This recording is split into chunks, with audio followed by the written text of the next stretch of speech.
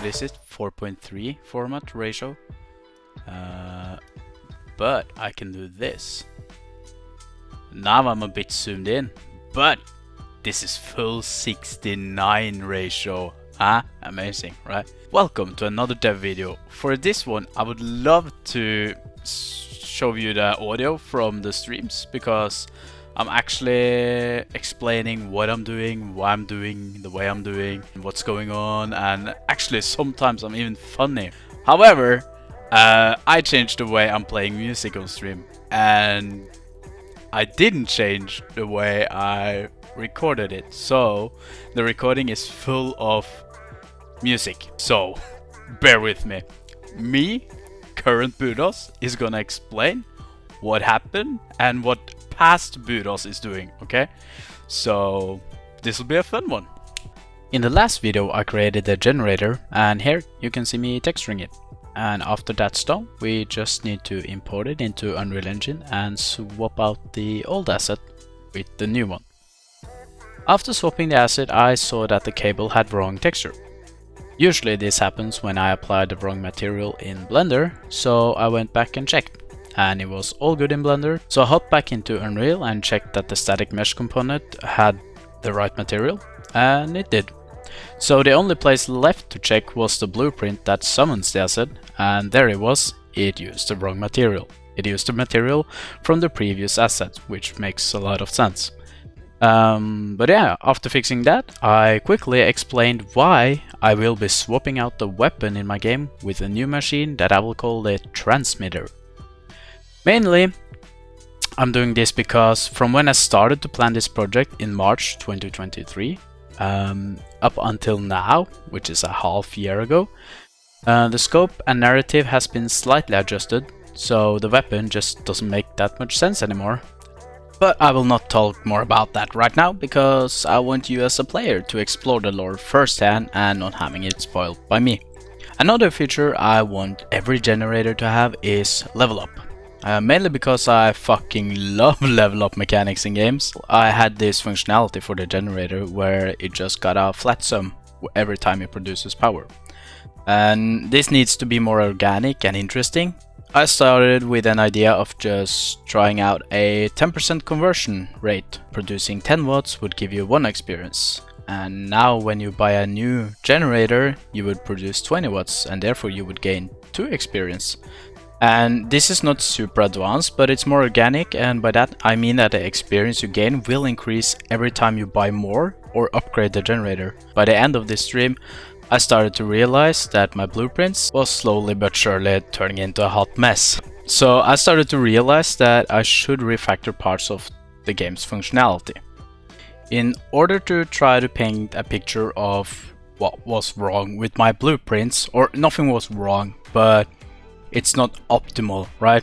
What happened is, when you push the generator button, the start generator message goes out to both the generator screen and the overview screen. When that's done, that message is being sent back to the generator button from both the generator screen and the overview screen. This screen also sends the message over to the generator button and then to the overview screen. And when the overview gets that message, it sends that back to the generator screen with the updated amount of values. And the problem I was having was that the overview screen needed update on how many watts we currently had, but the generator button was having that from the start.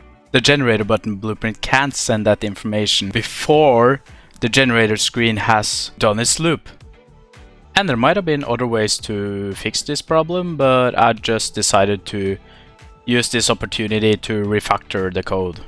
With the refactoring, I want to make use of the transmitter, the new asset I just talked about, and I want that to contain some functionality and some code so that the generator screen, the generator button, and the overview screen can refer to and rely on the transmitter as a hub of updated values. Hopefully this will make it way easier when I start to have multiple generators. With that plan in mind, I created the blueprint and started to slowly but surely move functionality in between the blueprints, and in a new way which is much more tidier and cleaner than the original.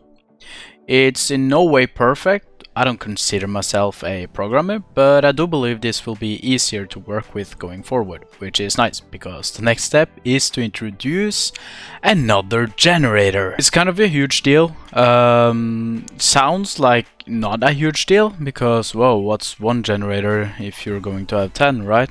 But it's really simple. If you can have multiple, then you can have multiple.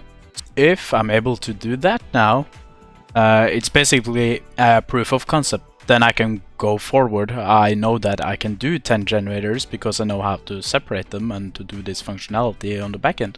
This all took a while, but it took less than I feared, actually. It also led to some more refactoring of the code, leading to even more tidy blueprints. Still not perfect, but yeah.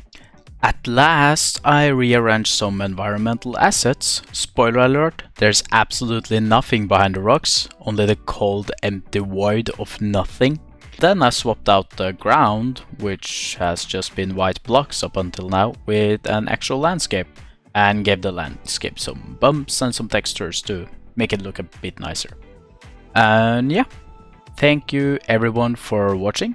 That pretty much sums up this devlog. This has been a huge one. A lot of big steps I'm proud that I've made. And yeah, a lot of important ones. The biggest one being that I can actually do multiple generators, so I'm looking forward to that. That's probably gonna be some of the next things I'm gonna stream, is some more asset creation. Looking forward to that. Make sure to check that out. In the link in the description, there is a link to a Twitch if you want to check it out live. And also do all the other good stuff like liking, commenting, and subscribing. And yeah, thanks again for watching, and I'll see you in the next one. Bye!